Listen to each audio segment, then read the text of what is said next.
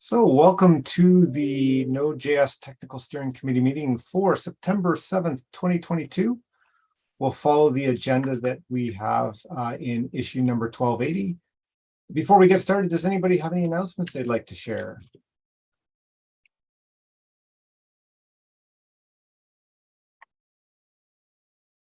I guess I'll add that there is the upcoming Collaborator Summit being planned in Dublin. So anybody who's watching and who wants to learn a little bit more about, what's going on in terms of the project and the work of the collaborators, that's one way to come.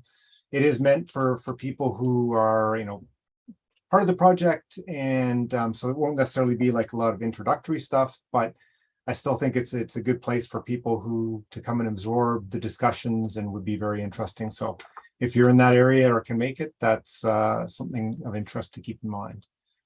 And I'll paste the link to the tweet that announces that later on. If there's no other announcements, then we can move on to the issues which were tagged for the agenda. We have a fairly light agenda, but let's get into them. So the first one is Inspector. Introduce Inspector Promises API. This is number 44254. If somebody's here who created or added that to the agenda, please just jump in.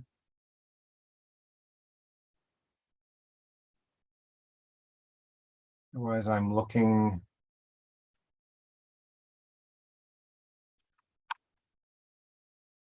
Oops. Looks like it was Benjamin Grunbaum who added it. Right. Okay. I think like it's a fundamental question about node prefix versus not node prefix in certain when we're adding certain types of internal modules. Right. Right. Okay, that does swap it back in a bit for me. I think it's like where I think it was Colin commented that like he thought we'd decided on the last vote that we were going to use the node colon, but then other people pointed out they thought it only was for that one time. And so we're back to discussing whether in this case it should be used or not used. Is that what you remember too? And I see Antoine's here as well, and he's pretty active in that conversation. I do want to just insert that it would be really great if we could once and for all come to a decision on this. And it seems like every time there's a new module, we have this conversation all over again, and we're always caught flat-footed and unprepared, and it stretches over 5 meetings, and it's just really annoying for everybody involved, us and everybody else trying to get stuff done. So it would be really, really cool if we could like actually make a decision this time around. You mentioned Antoine has been fairly active. Do you have anything to add, Antoine? Yeah, well, I think a decision would be great. I don't know if we have a consensus on the question on that actually, because I assume the status quo would be to replicate the decision that was taken for node test. That was my assumption, but that doesn't seem to be the discussion in the issue. So I guess maybe we could ask, is anyone objecting to keep doing that? Looks like Jeffrey has something he wants to say unmuted, and I think and I know that Michael mentioned Colin. I'd encourage us to use the raise hand function for this conversation, because we might actually have a lot of people who have stuff they want to say. All right, can you hear me? Yep. Okay, I was just going to ask, is this really a new top level module, like just the / promises? Do we consider that new versus, a subpath in a module?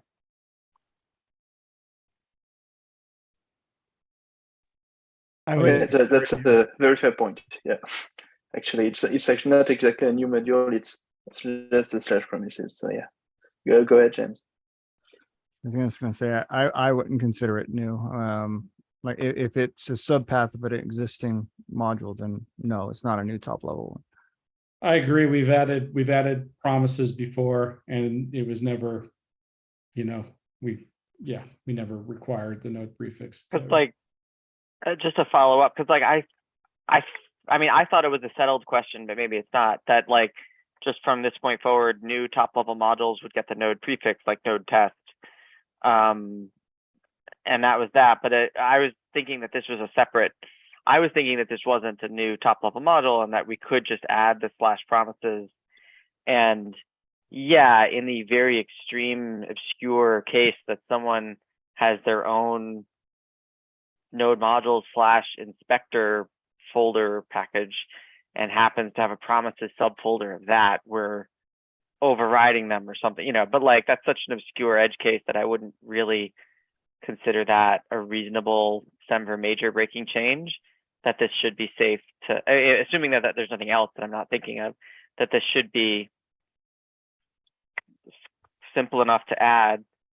And I agree that it seems quite confusing if you were to add like node : inspector slash promises and not just regular inspector slash promises when regular inspector exists in both.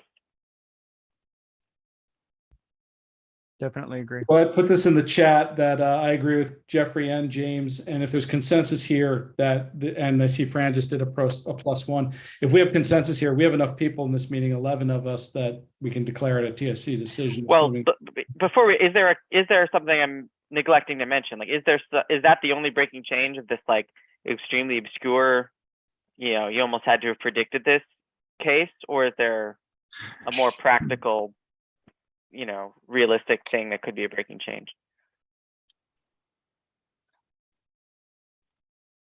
I think that's just that, but it should be considered a breaking change because we should be careful with breaking changes.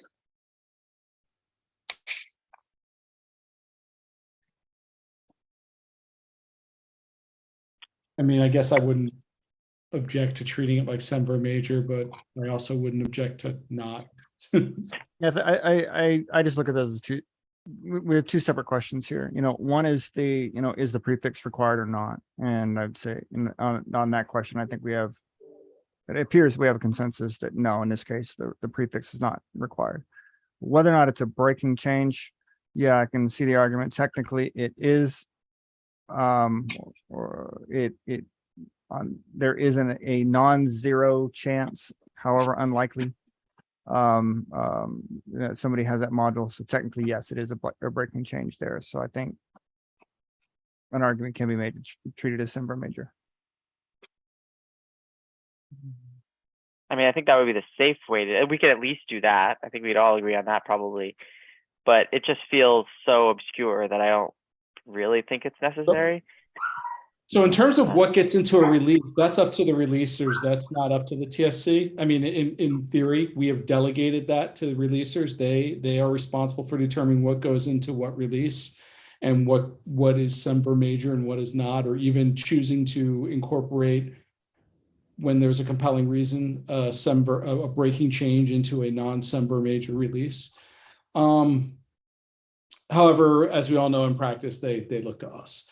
And but I would be comfortable just letting the releasers decide if this is a big issue or not. And I mean, sure, semver major, technically, that means it has to wait until October. That's only like, right? That's only like 6 weeks. So maybe we merge it in with the semver major.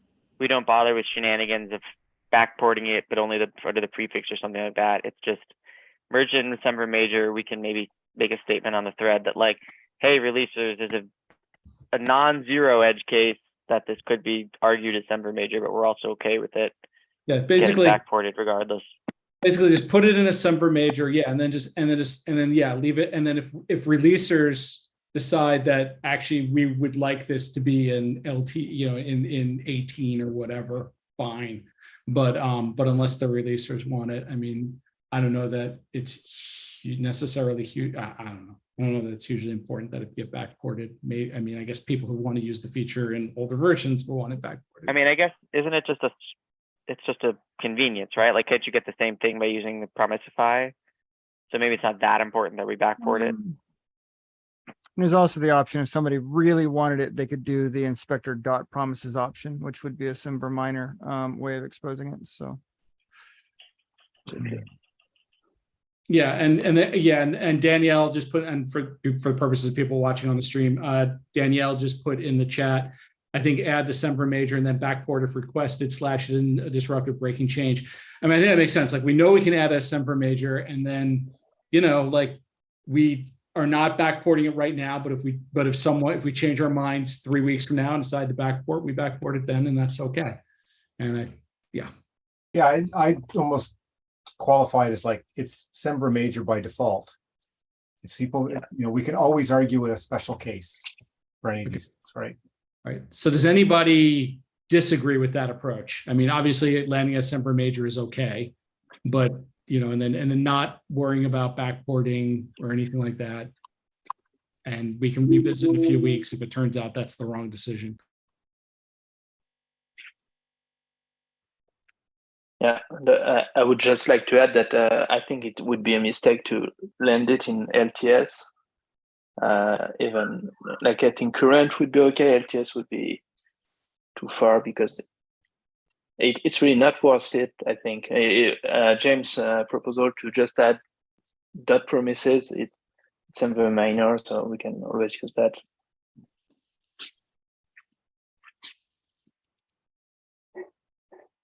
So it sounds like we have consensus, and we can put that in for this specific issue. I think it also makes sense for us to document this somewhere, and I'm happy to volunteer to like write a little doc or something, because we should basically say somewhere like a new module will use the node : prefix.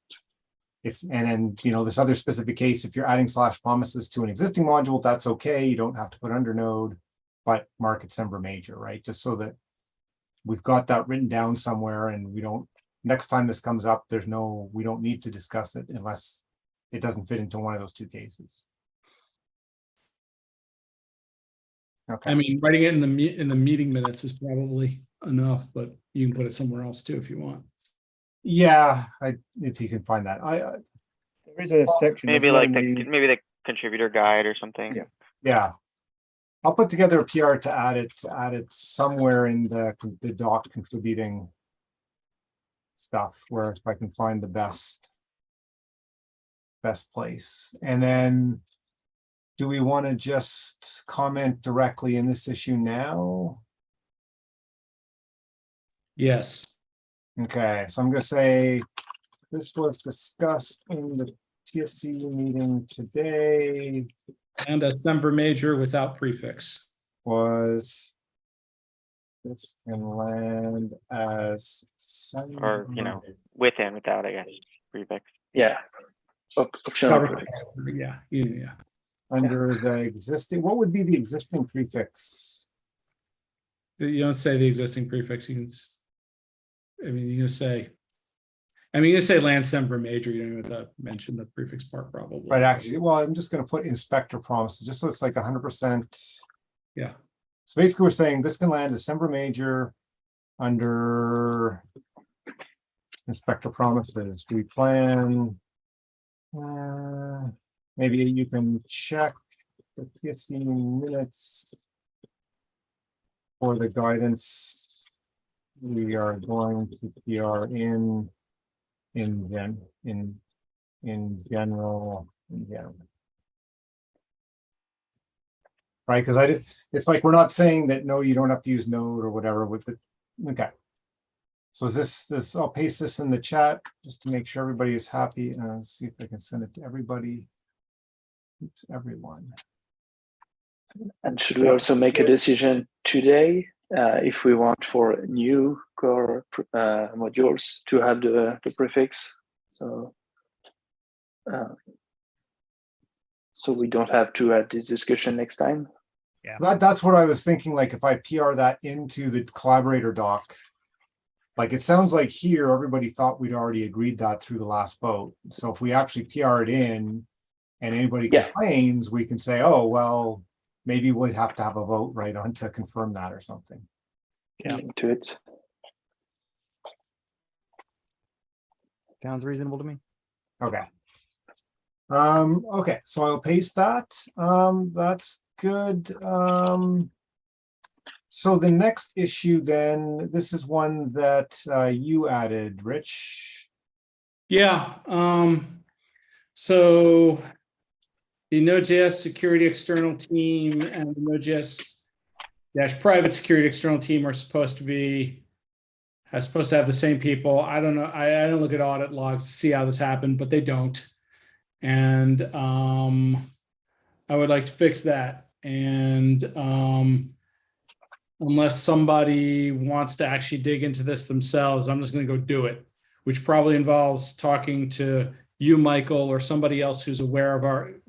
One thing to sort out is there are two things to sort out. One is Trail of Bits, who Yep. from Trail of Bits, if anyone, should be on that list. Sure. And the other thing to sort out is of the non-Trail of Bits people, which there are four on one team and 2 on the other. What to do with all of them. And that's that second part I'm comfortable just sort of like looking through the history of when people were added and figuring out what's going on, and then just telling the TSC and telling the security triage teams what I've done, and then you can do whatever. Yep. But the Trail of Bits part, I don't know who's involved, if anyone at this point. It's been a while since we've used Trail of Bits for something. I think we have a contract with them through the foundation though, and I think it's for another X number of months. I don't know. Yeah, the rest of the year.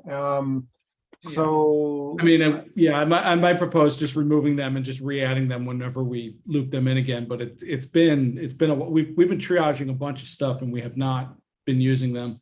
So yeah, in terms of the yeah, I can give you that. There's basically one person that's still active and like has a week a month to help us with these things. So I think we should just leave them on and that's it. Okay, well, you and I can talk about this offline, but I wanted to make it clear to everybody else my plan to just sort of like do this. And if somebody wants me to not just do it and wants more involvement and checking and everything else, tell me, because I will happily include anybody who wants to be included. Otherwise, I will fix it and you will never know. So that sounds great to me. Other than the fact that I'll send an email telling you exactly what I did. Yeah, right. Okay, cool. Then I'm going to go ahead and remove this from the agenda. Boom, and I'll figure this out. And that's it. Okay. I think that's a wrap. Yeah. Just ping me and I'll find the name. I'm just terrible at remembering them, so I don't remember off the top of my head. That takes us to strategic initiatives then. So Chenzong, Chenzong added an update on the Shadow Realm. A couple of the PRs have landed, and he's looking at rebasing another one of the PRs to disentangle the base object with the environment. So he's pushing that ahead. In terms of the next 10 effort, we did have a meeting today. We're planning a couple sessions actually at the Collaborator Summit. One we made a submission for. The one at the Collaborator Summit is going to be about sort of doing the whiteboard brainstorm in terms of technical priorities. And then wrapping that back to our existing ones, seeing if things have changed, and basically, validating that we've got a good set and the ones we're working on still make sense. Let me look at the other ones. Just give me a second to get there.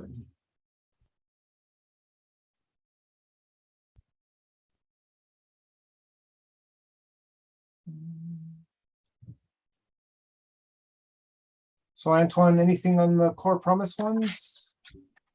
Yeah, we just discussed it. Okay.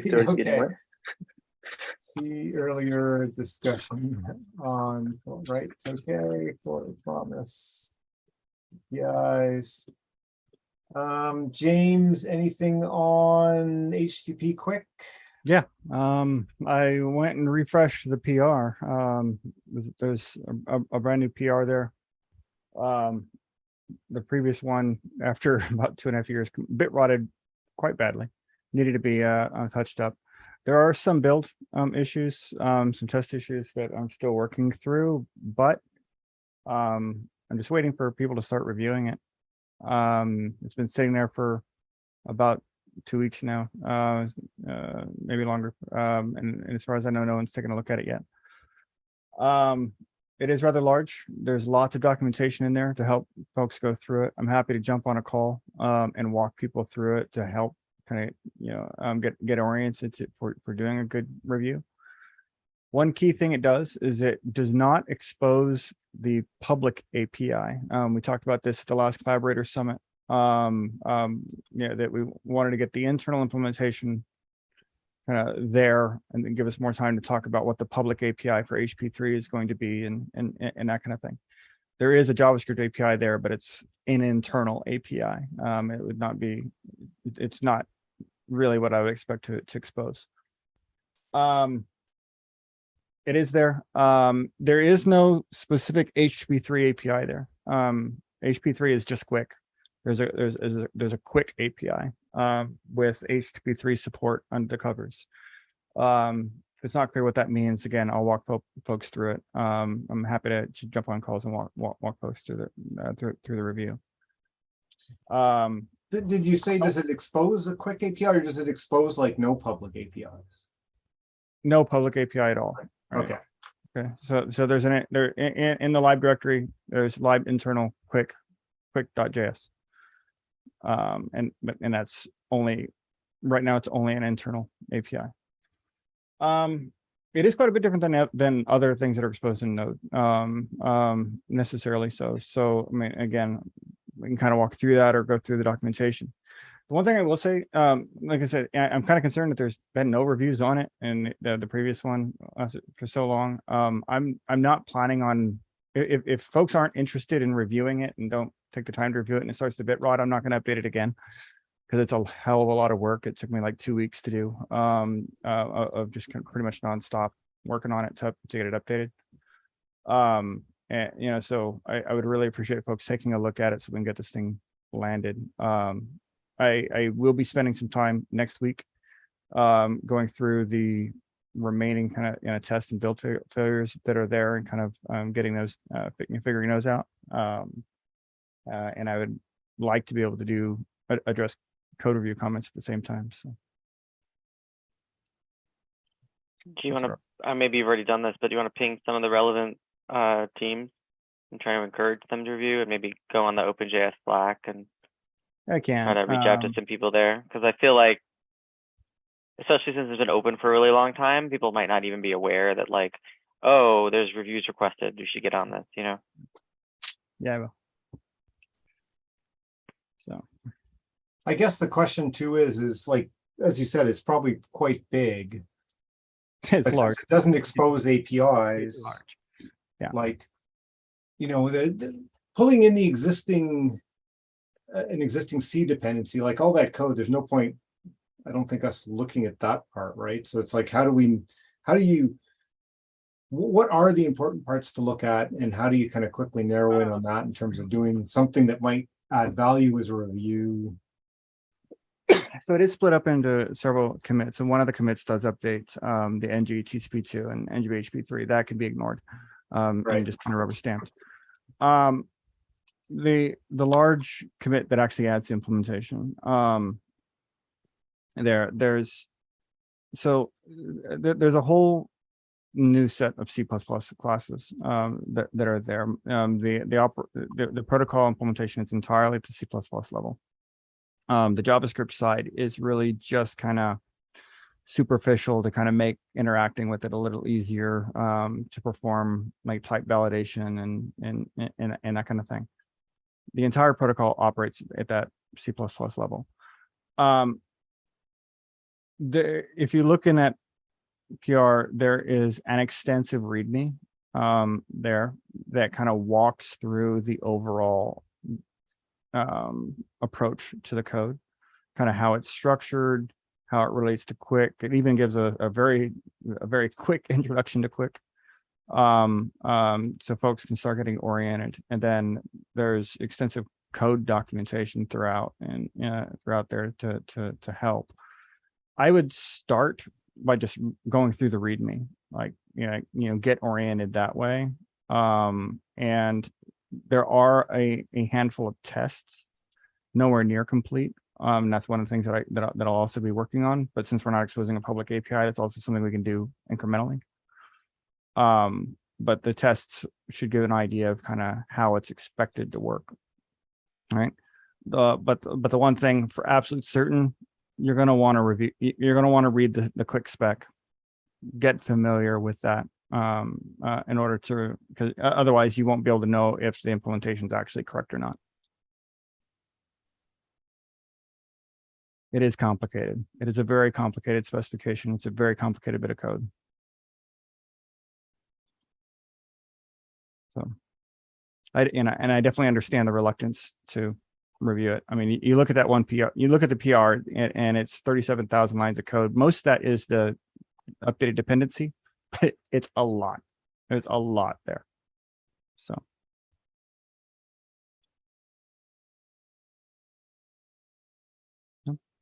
Like I said, I'm happy to jump on a call and walk people through it. I did that once with Rich and you know, on the previous one.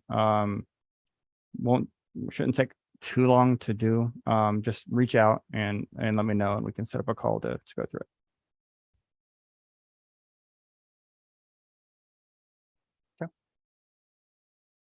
Okay, let's see. Sorry, just looking at any of the other strategic initiatives that we have from. I think that takes us to the end of the list. Is there anything else that we should talk about before we close out for today? We probably don't need to talk about it here, but just in case anyone hasn't seen, Miles opened an issue in the release repository about updating to npm 9 in node 18. But that will have breaking changes, which I guess needs discussion. It doesn't have to be here, but if you haven't seen it, I encourage you to read through. He's summarized the list of changes that are being proposed for npm 9, and is really asking for an exception because, like we've touched on earlier, you know, we don't drop, but the release team does not drop breaking changes into a LTS release line. So he's really asking for an exception to that. So the release team will make a decision, but obviously the TSC will also have input. And anyone else that's like viewing this, you know, if you go and have a look at that and read the proposed changes and sort of flag up anything that looks like a sort of a big red flag.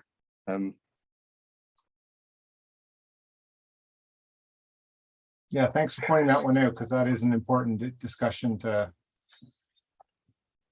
I think separately we do need to have a discussion with the npm team about trying to align releases, because this isn't the first time this has happened, and we really need to be dropping major npm releases into the GAs of the major releases of Node, and not just before it transitions to LTS. That's not a point to be dropping breaking changes into Node.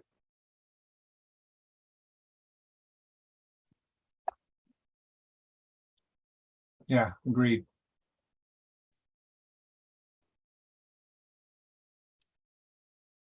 Okay, anything else that people want to mention before we close out for today?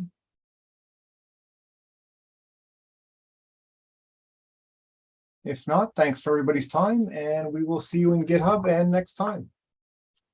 Bye.